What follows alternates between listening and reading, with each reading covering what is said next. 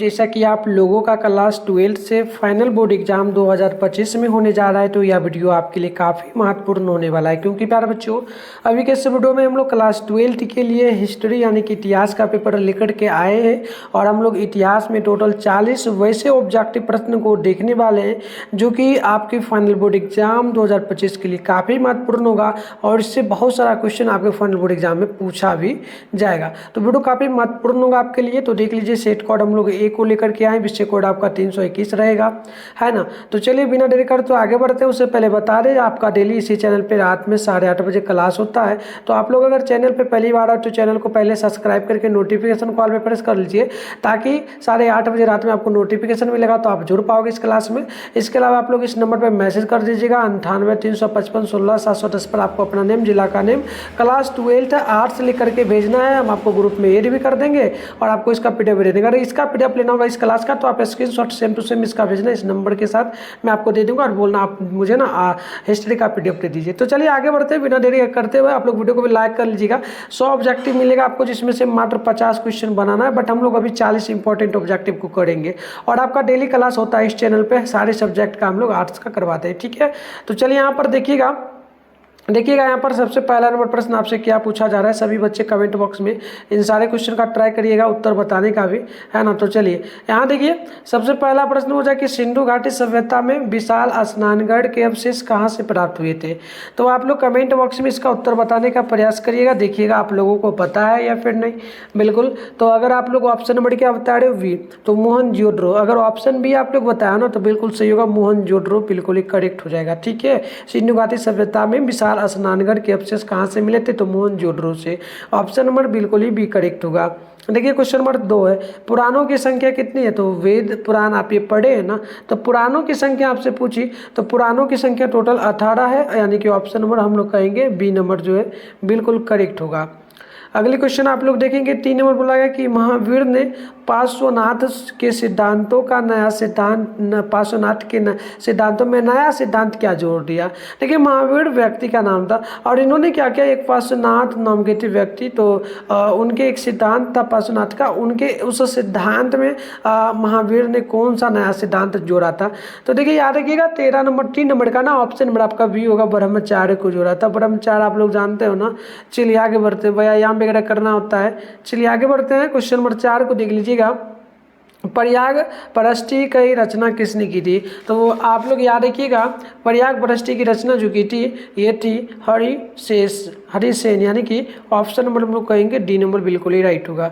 देखिए question number 5 बोला जा रहा है कि अर्थशास्त्र के लेखक कौन है। अर्थशास्त्र के लेखक कौन है प्यारे बच्चों, तो कौटिल्य लेखक है अर्थशास्त्र के, ऑप्शन नंबर सी बिल्कुल ही करेक्ट हो जाएगा। चलिए आगे बढ़ते हैं। अगली प्रश्न आप लोग देखेंगे तो 6 नंबर बोला जा रहा है, और प्रश्न यहाँ पर 6 नंबर जो बोला ना कि बताइए चौथी बौद्ध संगीति किस शासक के काल में हुआ था। तो ये हुआ था कनिष्क के शासन काल में, ऑप्शन नंबर डी बिल्कुल राइट होगा। क्वेश्चन नंबर 7 को देख लीजिएगा। ये आपसे बोला कि वज्जी को सामाजिक ग्रंथों में कहा क्या गया है। तो वज्जी को सामाजिक ग्रंथों में जो कहा गया है ना, आप लोग याद रखिएगा 7 का, ये कहा गया है गण यानी कि गण संघ कह सकते हो, ऑप्शन ए बिल्कुल ही क्या होगा राइट होगा। कमेंट बॉक्स में आंसर लगाते चलिए और देखिए कितना सही हो रहा है आप लोगों का, ठीक है। और वीडियो को अभी तक नहीं लाइक किया ना तो वीडियो को जरूर लाइक करिए और कमेंट बॉक्स में कमेंट बताइएगा आप लोग कि आप लोगों का जो है ना बोर्ड एग्जाम में कितना टारगेट है और आपको किस सब्जेक्ट का क्लास करना है, ये क्लास कैसा आपको लगा, कमेंट जरूर करिएगा। और शेयर वगैरह आप लोग कर लीजिएगा तमाम साथियों में जो आपके साथ एग्जाम देने जा रहे हैं 2025 में, ताकि वो लोग भी तैयारी करके बढ़िया जाएंगे, ठीक है। तो चलिए यहाँ पर देखिए क्वेश्चन नंबर 8 बोला कि जनपद शब्द का शाब्दिक अर्थ क्या था। यानी जनपद शब्द का अर्थ बतलाना है आप लोगों को। तो बिल्कुल आप याद रखिएगा, जनपद शब्द का अर्थ एक तो हो जाता है लोग जहाँ अपना घर बनाते हैं, लोग जहाँ मवेशी रखते हैं, तो कहेंगे हम लोग जनपद शब्द का अर्थ होगा इनमें से दोनों, और ये भी दोनों, ऑप्शन सी बिल्कुल ही राइट हो जाएगा। चलिए 9 नंबर क्वेश्चन क्या बोल रहा है आप लोग ध्यान पूर्वक देखिएगा।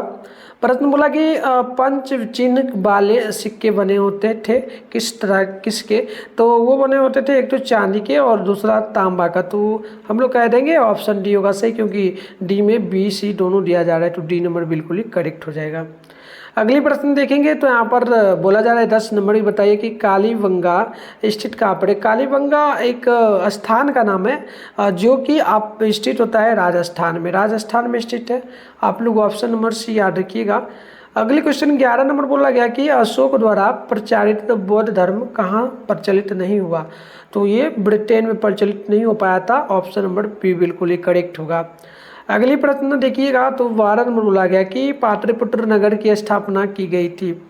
देखिए पाटलिपुत्र जो कि पटना कहलाता है, बिहार की राजधानी पटना है, और इसका जो ना स्थापना किसके द्वारा किया गया था। हम लोग पीछे के क्लास में किए थे ना, जो ना उदयभद्र के द्वारा किया गया था। ऑप्शन नंबर सी बिल्कुल ही करेक्ट हो जाएगा। ठीक है, चलिए आगे बढ़ते हैं। प्रश्न यहाँ पर देखिएगा 13 नंबर बोला जा रहा है कि भारत का अंतिम मुगल शासक कौन था। तो देखिए भारत का अंतिम मुगल शासक जो था ना, कौन था भारत का अंतिम मुगल शासक, याद रखिएगा बहादुर शाह जो ना जफर थे। ऑप्शन नंबर सी बिल्कुल करेक्ट हो जाएगा। चलिए आगे बढ़ते हैं। नेक्स्ट प्रश्न यहाँ पर जो है ना बोला गया आप लोगों से कि बताइए 14 नंबर में कि तलवंडी में किस प्रसिद्ध संत का जन्म हुआ था। तलवंडी, ठीक है, तो तलवंडी में जो सिख का जन्म हुआ था उनका नाम था गुरु नानक। ठीक है, तो आप लोग डी नंबर याद रखिएगा। ऑप्शन डी होगा 14 नंबर क्वेश्चन का। 15 नंबर प्रश्न बोला गया कि बताइए अकबर का संरक्षक कौन था। तो अकबर का संरक्षक जो था वो था वैरम खां। क्या जाएगा, वैरम खां। ऑप्शन नंबर डी बिल्कुल ही करेक्ट होगा।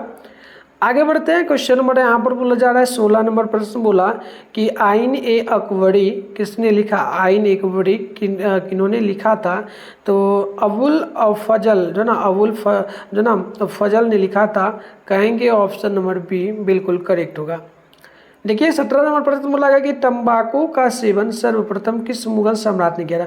तंबाकू का सेवन सर्वप्रथम किस मुगल सम्राट ने किया था। तो याद रखिएगा ये किए थे अकबर ने सबसे पहले। तो ऑप्शन नंबर डी बिल्कुल ही राइट हो जाएगा। ठीक है, चलिए आगे बढ़ते हैं। क्वेश्चन आप देखेंगे ना तो बोला आपसे जा रहा है यहाँ पर 18 नंबर की औरंगजेब ने अपने जीवन का अंतिम भाग बिताया था कहाँ पर। तो देखिए औरंगजेब वो दक्षिण भारत गए थे तो वहीं पर उनका हो गया था देहांत। तो ऑप्शन ए नंबर याद रखिएगा। ठीक है, उनका अंतिम जीवन बीता था दक्षिण भारत में। आगे बढ़ते हैं। नेक्स्ट क्वेश्चन यहाँ पर देखिएगा 19 नंबर है। 19 नंबर बोला और जो ना वरुणी किसके साथ भारत आया था। और वरुणी किसके साथ भारत आया था। तो ये गजनी के साथ आया था। ऑप्शन नंबर सी बिल्कुल ही करेक्ट होगा। नेक्स्ट क्वेश्चन देख लीजिएगा 20 नंबर बोला जा रहा है कि इनबतूता ने अपनी यात्रा का विवरण लिखा था किसमें। तो वो लिखे थे अरबी भाषा में। ठीक है, अरबी भाषा में उन्होंने लिखा था अपनी यात्रा का विवरण। यानी कि इनबतूता गए थे यात्रा पर, तो वो जब यात्रा से लौटे तो अपनी यात्रा का जो लिखे थे जैसे कि अपना जीवनी वगैरह होता है ना, तो वो डायरी में लिखते थे। तो अरबी भाषा में लिखे थे। ऑप्शन हो जाएगा ए नंबर। 21 नंबर क्वेश्चन बोला निम्न में से महिला संत कौन थे। तो महिला संत देखिए एक तो मीरा भी थी, मीरा जो कि कृष्ण से प्रेम करती थी। अंडाल भी थी, है ना। अंडाल ये जो है रावण के जाति में आती है, ठीक है, राक्षसों की जाति में। और कराईकाल ये भी थी। तो हम लोग कहेंगे ऑप्शन डी होगा करेक्ट। ऑप्शन नंबर डी आप लोग याद रखिएगा। ठीक है, चलिए आगे बढ़ते हैं। नेक्स्ट प्रश्न हमारा हो जाता है यहाँ पर 22 नंबर। और 22 नंबर प्रश्न आपसे बोला गया शेख मुइनुद्दीन की दरगाह स्थित कहाँ पर है। तो ये अजमेर में, और अजमेर पड़ता है शायद राजस्थान में, मेरे को नहीं पता है। कमेंट करिएगा अजमेर किस स्टेट में आता है, स्टेट यानी कि किस राज्य में है, किस राज्य का जिला है, आप लोग कमेंट कर दीजिएगा। चलिए बढ़ते आगे। क्वेश्चन है यहाँ पर 23 है कि गोपुरम का संबंध किससे। तो गोपुरम का संबंध देखो, गोपुरम से क्या समझ में आ रहा है, गाय। और हिंदू में मान्यता है गाय को पूजा वगैरह किया जाता है। तो हम लोग कह सकते हैं मंदिर। आप थोड़ा सा माइंड वगैरह लगाओगे ना तो नहीं भी याद रहेगा ना क्वेश्चन, ऐसे याद है तो अच्छी बात है, अगर ना हो तो ऐसे करके सोच सकते हो। ठीक है, देखिएगा 24 नंबर प्रश्न है हम्पी नगर की साम्राज्य संबंधित किससे। हम्पी नगर की साम्राज्य किससे संबंधित है। तो विजयनगर साम्राज्य से। ऑप्शन ए बिल्कुल ही राइट हो जाएगा। क्या हो जाएगा, ऑप्शन ए बिल्कुल ही राइट होगा। अगली प्रश्न देख लीजिएगा यहाँ पर 25 नंबर बोला गया आपसे कि अस्थाई बंदोबस्त कहाँ लागू किया गया। तो वो अस्थाई बंदोबस्त जो ना बंदोबस्त लागू किया था ये बंगाल में लागू किया गया। ऑप्शन नंबर सी बिल्कुल ही करेक्ट होगा। नेक्स्ट क्वेश्चन देख लीजिए, 26 नंबर बोला बिहार में 1857 के विद्रोह के प्रमुख नेता कौन थे या फिर थी, तो ये कुंवर सिंह थे। ऑप्शन नंबर डी होगा बिल्कुल ही करेक्ट। चलिए आगे बढ़ते हैं। तो प्यारे बच्चों यहाँ पर आप लोग 24 नंबर क्वेश्चन को देख सकते हो, मैंने जैसे कि इसका उत्तर बता दिया, ऑप्शन आपका डी बिल्कुल ही करेक्ट होगा। चलिए आगे बढ़ते हैं। नेक्स्ट प्रश्न यहाँ पर देखेंगे आप लोग, तो बोला जा रहा है 27 नंबर की, बताइए संथाल विद्रोह का नेता कौन था। तो अभी आप लोग देखिए यहाँ पर जो ना संथाल, तो बिल्कुल संथाल विद्रोह का नेता पूछो तो याद रखिएगा 27 का बिल्कुल ऑप्शन नंबर जो हो जाएगा ना, प्यारे बच्चों 27 नंबर है ना, तो ऑप्शन हो जाएगा वी नंबर। क्या हो जाएगा, सूडो हो जाएगा। देखो सूडो डायरेक्ट नहीं, सुंधो इस प्रकार से सिंधु हो जाना चाहिए था, सिंधु लिखा होता है बट सूडो होना चाहिए, लेकिन ये भी मेरे ख्याल से नहीं होगा इनमें से, मुंडा बिरसा मुंडा, तो इनमें से कोई नहीं होगा मेरे ख्याल से। आप लोग देख लीजिएगा, ऑप्शन डी होगा। ठीक है, ऑप्शन डी ही होना चाहिए, क्योंकि नाम में चेंज है ना, सिंधो और सिंधो और सुंडो में बहुत अंतर है। ठीक है, चलिए आगे बढ़ते हैं। 28 नंबर क्वेश्चन को देखिएगा, बिहार में चंपारण सत्याग्रह कब शुरू हुआ था। तो बिहार में चंपारण सत्याग्रह आंदोलन की शुरुआत महात्मा गांधी के द्वारा किया गया था, है ना, गांधी जी के द्वारा किया गया था, आपको पता है। और जो कि मोतिहारी में पड़ता है, स्टेशन भी होता है, ठीक है, बापू धाम के नाम से है।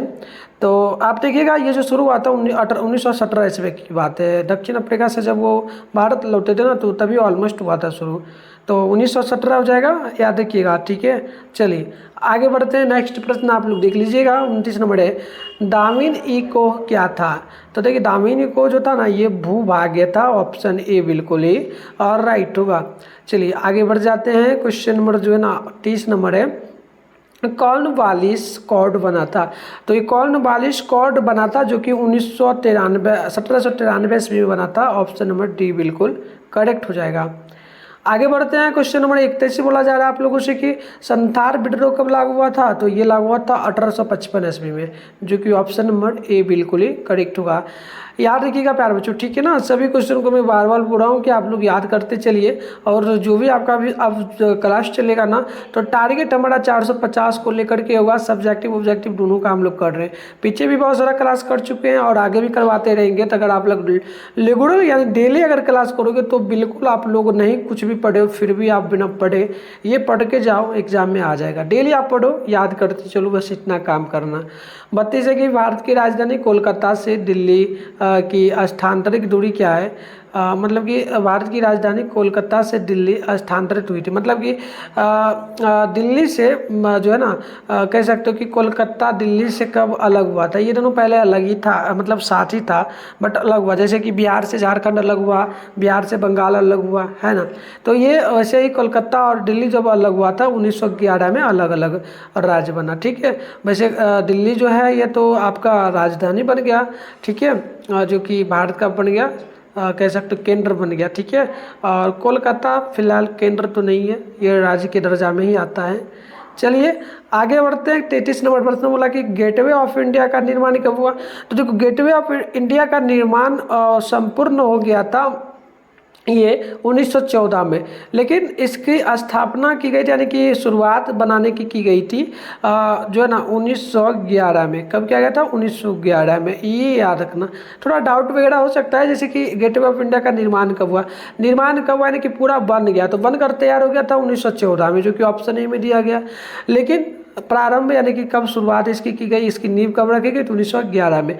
याद रखना काफ़ी ज़रूरी है, क्या पता क्वेश्चन थोड़ा सा चेंज कर दे तो आप लोग गलत टिक ना मार लो, इस कारण से। चलिए 34 नंबर की पुर्तगालियों ने गोवा पर अधिकार किया था कब। तो ये 1510 ईस्वी में उन्होंने गोवा पर अधिकार कर लिया था, ऑप्शन सी होगा। आगे बढ़ते हैं नेक्स्ट प्रश्न की ओर। नेक्स्ट प्रश्न आप लोग देखेंगे तो 35 नंबर बोला कि कोलकाता में सर्वोच्च न्यायालय की स्थापना कब की गई। तो सर्वोच्च न्यायालय का मतलब जानते हो ना, जो हाई कोर्ट होता है, जो कि हाई कोर्ट होता है, जो कि सुप्रीम कोर्ट, और जो ना यही होता है ना।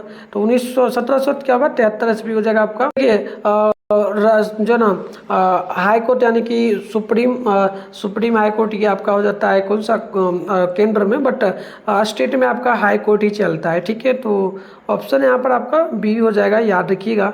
ठीक है, आगे बढ़ते हैं। नेक्स्ट प्रश्न यहाँ पर देखिए, 36 है कि भारत में लेडवे की शुरुआत कब हुई थी?